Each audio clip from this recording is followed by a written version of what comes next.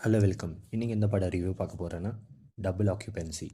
இந்த படம் பார்த்திங்கன்னா ஒரு வித்தியாசமான கதை. ஒரு நாளில் 12 ஹார்ஸ் மென்னாகவும் 12 ஹார்ஸ் உமனாகவும் மாறுற மாதிரி ஒரே உடம்புல அது எப்படி ஹேண்டில் பண்ணாங்க தான் படத்தோட கதையாக இருக்கும். இந்த படம் பார்த்திங்கன்னா ஒரு ஃபேண்டசி ட்ராமா. ஃபர்ஸ்ட் ஆஃப் வந்துட்டு நல்லா ஃபன்னாக நல்லா எடுத்துன்னு போவாங்க. சில டபுள் மீனிங்கெல்லாம் இருக்குது படத்தில். செகண்ட் ஆஃப் பார்த்திங்கன்னா ஒரு ஓகே தான் இருக்கும். இமோஷ்னலாக அப்புறமா சில இதெல்லாம் டியூரேஷன் கொஞ்சம் ஜாஸ்தியாக இருக்கிற மாதிரி இருக்கும். செகண்ட் ஹாஃபில் அன்வான்ட் சாங்ஸ் எல்லாம் இருக்கும். அப்புறமா வந்துட்டு இந்த படத்தில் வந்துட்டு லிப் லாக் சீன் நல்லா இருக்கும். மெயினாக இந்த படத்தோட சினிமோகிராஃபி வந்துட்டு ரொம்ப நல்லா பண்ணியிருக்கிறாங்க. பர்ஃபார்மன்ஸ் வைஸ் பார்த்திங்கன்னா சந்தோஷ் வந்துட்டு அவங்களும் ரொம்ப நல்லா பண்ணியிருக்கிறாங்க. அப்புறமா ரேஷ்மா, சம்யுக்தா, வினோத் கிருஷ்ணா அவங்களும் ரொம்ப நல்லா பண்ணியிருக்கிறாங்க. குத்த ரோல் ரொம்ப நச்சிருக்கிறாங்க. அப்புறமா இந்த படத்துக்கூட மியூசிக் பார்த்திங்கன்னா சாம்சிஎஸ் சாங்ஸ் எல்லாம் ரொம்ப நல்லா பண்ணியிருந்தார். ஆனால் பிஜிஎம் இன்னும் நல்லா பண்ணியிருந்துக்கலாமோன்னு தோணுச்சு.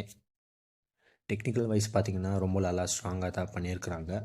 மெயினாக இந்த ஸ்விட்சிங் ஆகிறது வந்துட்டு ரொம்ப நல்லா காமிச்சிருந்தாங்க. ஆம்புலேருந்து பொம்பளை, பொம்பளைலேருந்து ஆம்பளை. அப்புறம் இந்த படத்தில் வந்துட்டு விடிவி கணேஷ் நடிச்சிருக்கிறாரு. அவரை குத்தர் ரொம்ப நல்லா பண்ணியிருக்கிறாரு. ஸ்க்ரீன் ப்ளே பார்த்திங்கன்னா இந்த படத்துக்கு ஓகேன்னு தான் சொல்லுவேன். இன்னும் செகண்ட் ஹாஃப் ஸ்க்ரீன் ப்ளே இன்னும் நல்லா பண்ணியிருந்துக்கலாமோன்னு தோணுச்சு. மெயினாக படத்தோட கிளைமேக்ஸ் வந்துட்டு ஒரு சாட்டிஸ்ஃபை ஆகலை. நல்லா எடுத்துன்னு போய் சரியாக முடிக்கலையோன்ட்டு எனக்கு ஒரு படம் பார்க்கும்போது ஒரு ஃபீல் வந்துச்சு. நீங்களும் படம் பார்த்தா உங்களுக்கும் தெரியும். அம்மா இந்த படத்துக்கு வந்துட்டு செகண்ட் பார்ட்டுக்கு லீடு விட்டுருக்காங்க. ஓவரால் பார்த்தீங்கன்னா இந்த படம் வந்துட்டு ஒரு ஆவரேஜான மூவி. பிடிச்சிருந்தா போய் பாருங்கள். தேங்க்யூ.